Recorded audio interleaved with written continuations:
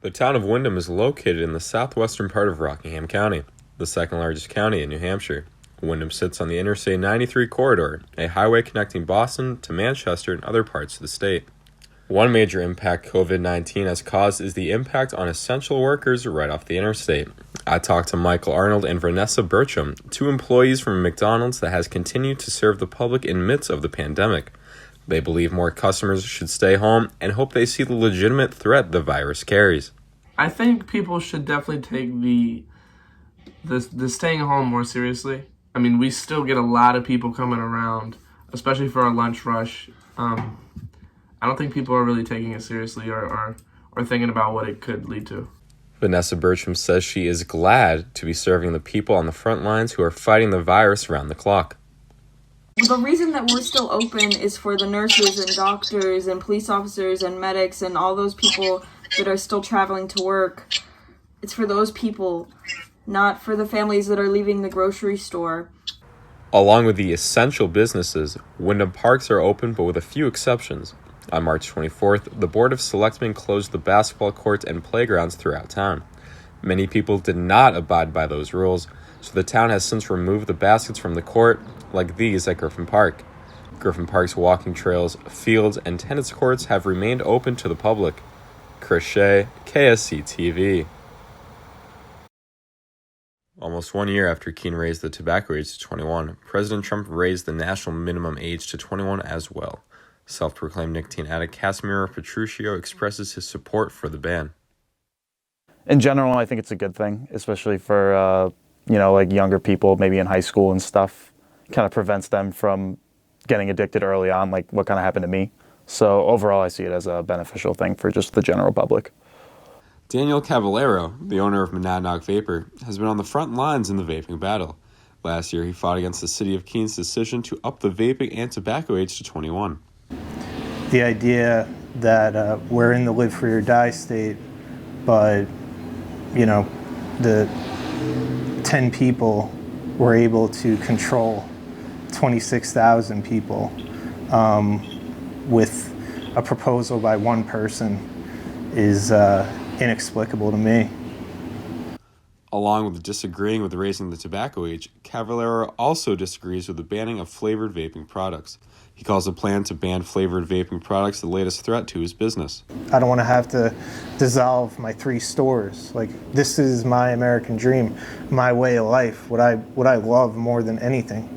I love getting people off of smoking. It's the best thing. I started out with maybe 10 loyal customers, and now I have 12,000. This ban would leave all flavors, excluding menthol and tobacco, to be illegal in the United States. As it stands, the current flavor ban only applies to cartridge or pre-filled pod devices like Juul. Along with the flavor ban, it is also illegal for retailers to sell tobacco products to those under 21. Now this includes cigarettes, cigars, and e-cigarettes, just like this one. Chris Shea, KSC-TV. Hundreds of employees have been furloughed from Nashua and Manchester hospitals.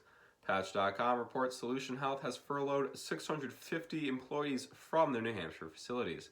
These facilities are Southern New Hampshire Medical Center in Nashua and Elliott Hospital in Manchester.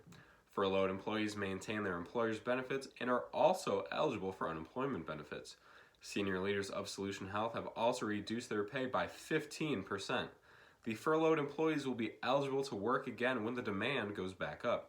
Now, due to the number of New Hampshire employees losing their jobs, the New Hampshire Food Bank is currently seeing a 44% rise in demand. But there is a bright spot for Granite Staters.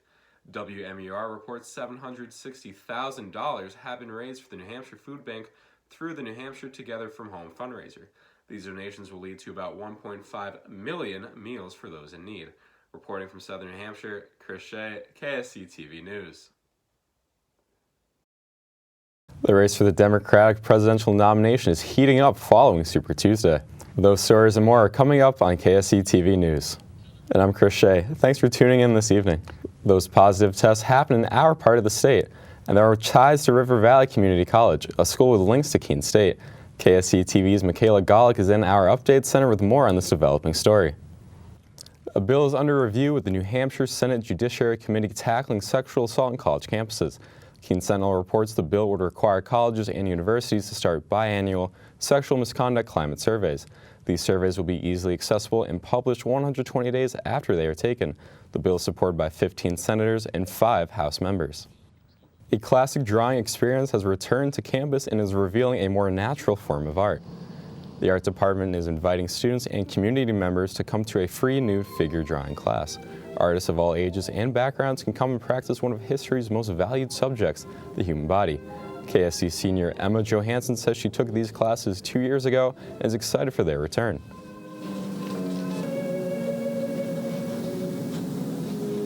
It's more interesting how human body because you can work from 10 seconds to hours on your drawing and get different results. Johansson says nude figure drawing is one way for her to come back to the basics of art, a simpler, more natural way of drawing.